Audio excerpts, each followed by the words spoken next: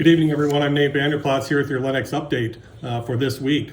First, before we get into the city council meeting coming up next week, just a couple of real quick updates. Some good news. Our sales tax figures are in for January, and the continued growth looks good here. Our sales tax in January was 43% over last year for the same time period. We think that's a lot of it has to do with keeping those dollars local, shopping local when you can. And all that money helps come down into that general fund, helps offset property taxes as well. So the more we shop local, the better off your local taxes are as well. The other side of that is if you can't find it locally, shopping online still brings that local sales tax in South Dakota. So if you can't find it local, if our local stores and vendors don't have it, see if you can find it online and get it shipped here. That sales tax still comes back to help your town. Got some news today on the Boynton Avenue project that the DOT approved our grant application for the recreational trail that'll be extended from Highway 17 all the way over to Juniper Street. So that's great news. Every dollar we get in for that project, that's a grant dollar instead of a loan, helps keep those water and sewer surcharges down in the future. So we're really happy to see that was approved. The next city council meeting is on Monday at 7 o'clock. A number of new building and zoning ordinances are going to be put into place. We're going to be updating to the 2021 version of the building code, residential code, so on and so forth. But we're also going to be making some changes on restrictions that are currently in our code, our building ordinances.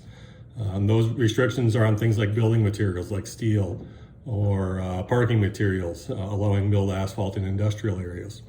So those are some great updates that we're making to the building code, make it a little bit easier to build in Lennox using the materials that are already approved by the building code.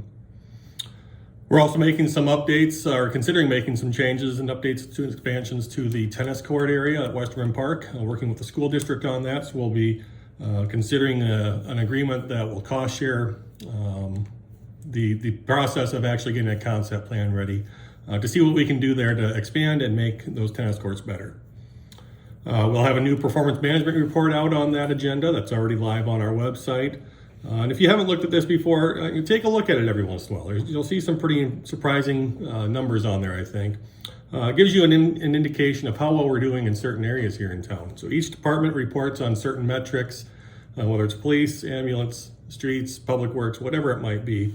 And they're responsible for reporting those every month in so that we can get a sense of how well we're doing against the goals we're trying to accomplish.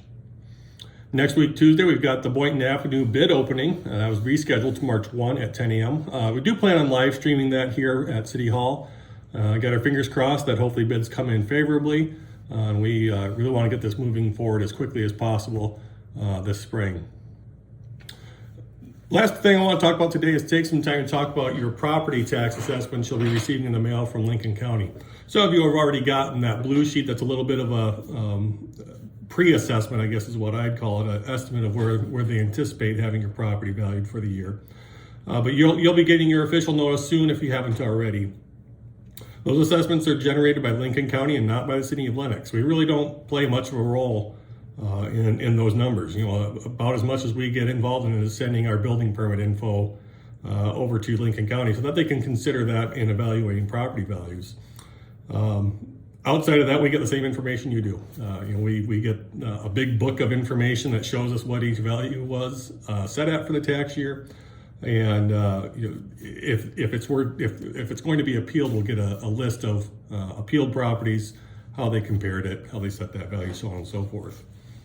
I think it's fair to say that recent years have seen substantial increases in the assessed values for most properties here in Lennox and a lot of other towns too. That's largely driven by a very tight housing market in the region.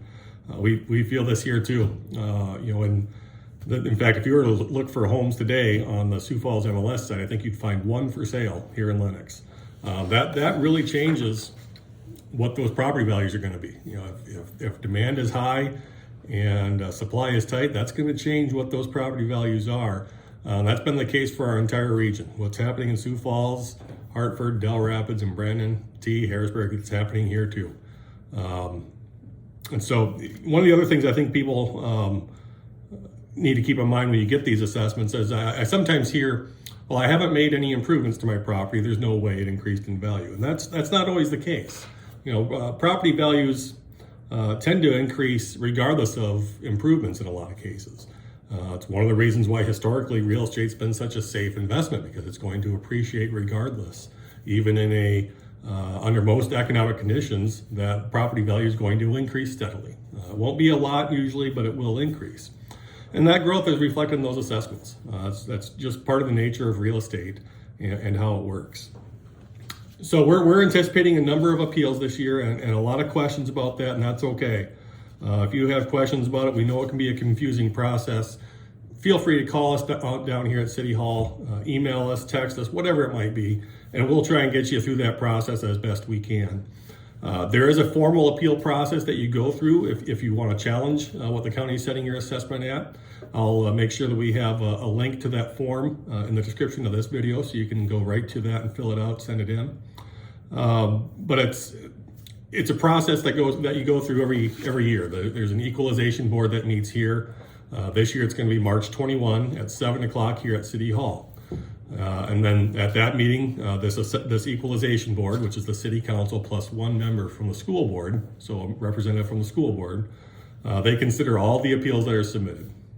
So in order to appeal, you need to get that form, fill it out, send it to the city or the county, and have it in by 5 o'clock on March 17.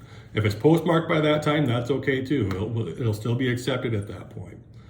So the county and the city will both review that form, determine if we can administratively approve a change there, if there was a mistake made or we just don't think it's quite what it should be. And if that's the case, it'll just be placed on the consent agenda, and the equalization board will approve it in one big batch of files. Outside of that, you actually have to wait your turn on the agenda and state your appeal. There'll be a little bit of discussion and debate among the equalization board members, and then they vote to either change it or keep it the same. It is in your best interest to be at that meeting.